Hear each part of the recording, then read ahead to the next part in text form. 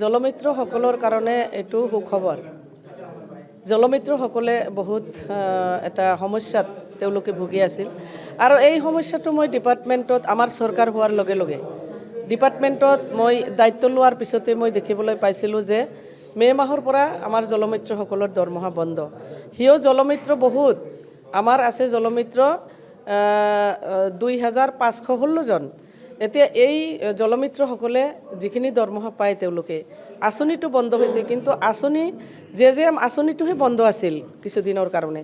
কিন্তু এই আঁচনিৰ জৰিয়তে যিবিলাক আমি পানী যোগান আঁচনি ইতিমধ্যে সম্পূৰ্ণ হৈছে, সেই সম্পূৰ্ণ হোৱা পানী যোগান আঁচনিসমূহ চোৱা চিতা কৰাৰ দায়িত্ব জলমিত্ৰসকলক দি তেওঁলোকক এপইণ্ট কৰা হৈছে অলৰেডি।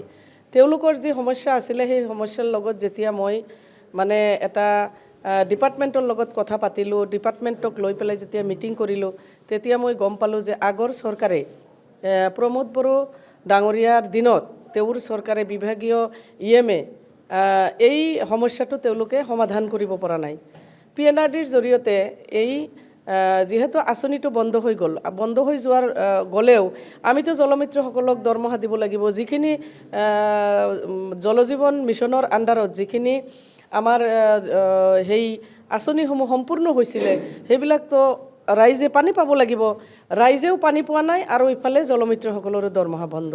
তেতিয়া দেখিলোঁ যে APDCL-এ বহুত বিল তেওঁলোকে পেণ্ডিং কৰি পেলাই গৈছে। সেই বিলো দিব পৰা নাই। APDCL-এ কানেকশ্যন অফ কৰি দিছে আৰু ইফালে জলমিত্ৰসকলৰো দৰমহা নাই। মই সেই বস্তুটো আমাৰ BTCৰ চিফ মাননীয় হাগ্ৰামা মহিলাৰী ছাৰৰ লগত আলোচনা বিলোচনা কৰি তাৰপিছত আসাম ষ্টেট গভমেণ্টকো সেই কথাটো অৱগত কৰিলোঁ। কিয় অৱগত কৰিলোঁ? ষ্টেট গভমেণ্ট আপোনালোকে জানে বৰপেটাটো মোৰ ওচৰত, বজালি মোৰ ওচৰত, তাৰে জলমিত্ৰসকলে দৰমহা পাই আছে। তেতিয়া আমাৰ BTCত থকা জলমিত্ৰসকলে মোক আহি পেলাই ক'লে যে তেওঁলোকে দৰমহা পাই আছে। মোক খুব প্ৰেছাৰ ক্ৰিয়েট কৰিলে। পিছত মই এই কথাটো মই আমাৰ BTCৰ চিফ মাননীয় হাগ্ৰামা মহিলাৰী ছাৰ, আমাৰ বিভাগীয় যিবিলাক অফিচাৰ আছে, ফাইনেন্সৰ অফিচাৰসকল আছে, তেওঁলোকৰ লগত আলোচনা কৰি গম পালোঁ যে PNRDৰ জৰিয়তে যি টকাটো মানে আচলতে PHC-য়ে জলজীৱন মানে টাইট গ্ৰাউণ্ডৰ যিটো টকা আহে সেই টকাৰ 50% মানে PHC-য়ে জলমিত্ৰসকলৰ PHC-য়ে জলমিত্ৰসকলৰ মানে দৰমহা দি আছে আৰু APDCL-ৰ বিলবিলাকো দি আছে। কিন্তু আমাৰ BTCত কিন্তু মাত্ৰ 10% হৈ আছিল।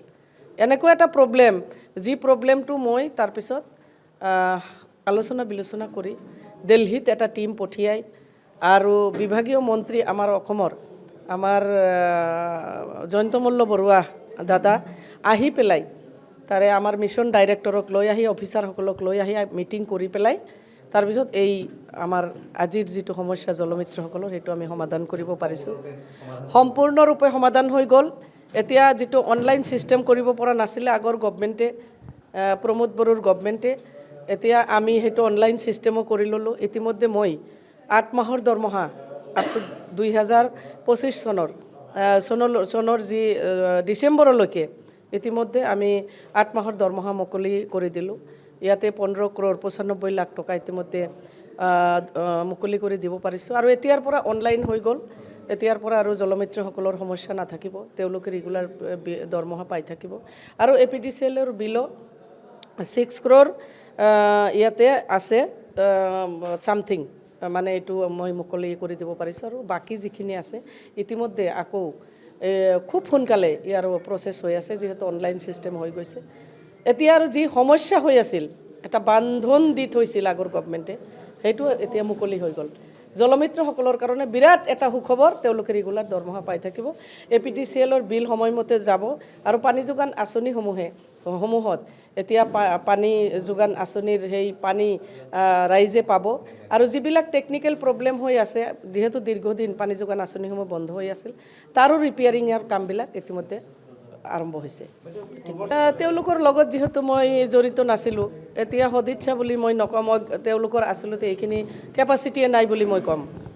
কাৰণ তেওঁলোকৰ কেপাচিটি নাই বুলি ক'ম। কেপাচিটি থাকিলে কিয় জনসাধাৰণক এটা অস্বস্তিত পেলাই নিজৰ এটা ডিপাৰ্টমেণ্ট পৰিচালনা কৰাৰ ক্ষেত্ৰত কিয় ব্যৰ্থ হ'ব? এইটো আপোনালোকে শুনিলেতো আচৰিত পাব। যিটো আমাৰ চাব ডিভিজন চেণ্টাৰ হালবাৰীত, এতিয়া আজিলৈকে কিমান বিল তেওঁলোকে পেণ্ডিং কৰি পেলাই গৈছে ইলেক্ট্ৰিচিটি বিল মই ফেব্ৰুৱাৰী মাহতেই গম পাইছোঁ তাতে 10 লাখ টকাৰ ইলেক্ট্ৰিচিটি বিল তেওঁলোকৰ মানে পেণ্ডিং আছে পূৰ্বৰ চৰকাৰৰ দিনত আৰু এই বছৰ বোলে বিল দিয়া নাই মই আপোনালোকে কেতিয়াবা সাংবাদিকসকলে আপোনালোকে যাবচোন গৈ পেলাই তাতে চাব কি অৱস্থা তাতে কাম কৰাৰ পৰিৱেশ নাই যেনেকুৱা পৰিস্থিতিত আমাৰ ডিপাৰ্টমেণ্টবিলাক চলাই থাকিবলগীয়া হৈছে ময়ো তাতে আলোচনা কৰি চাই পিছত মই কি কৰিলোঁ এইটো ৰিপেয়াৰিং কৰিবৰ কাৰণে আৰু জহি খহি গৈছে একেবাৰে মই ৰিপেয়াৰিং কৰিবৰ কাৰণে ইতিমধ্যে তাতে 4 কোটি 64 লাখ টকা ইতিমধ্যে BTCৰ চিফ মাননীয় হাগ্ৰামা মহিলাৰী ছাৰে মোকলাই দিছে 2 দিনৰ ভিতৰত সেইটো কাম আৰম্ভ হৈ যাব মানে আমি আগতেই ইলেকশ্যনৰ আগতেই ইলেকশ্যন ডিক্লেয়াৰ হোৱাৰ আগতেই এইটো অলৰেডি এইটো চেংচন হৈ গৈছে ষ্ট'ন ফাউণ্ডেশ্যনটো এই কাৰণে মই কৰিব পৰা নাছিলোঁ ইলেকশ্যন ডিক্লেয়াৰ হৈ গ'ল আমি ভাবিছোঁ সম্পূৰ্ণ কৰাৰ পিছত তাৰপিছত এইটো আমি হয় মুকলি কৰা হ'ব কিন্তু এতিয়া এই চৰকাৰে বিলটো ভৰিব লাগিব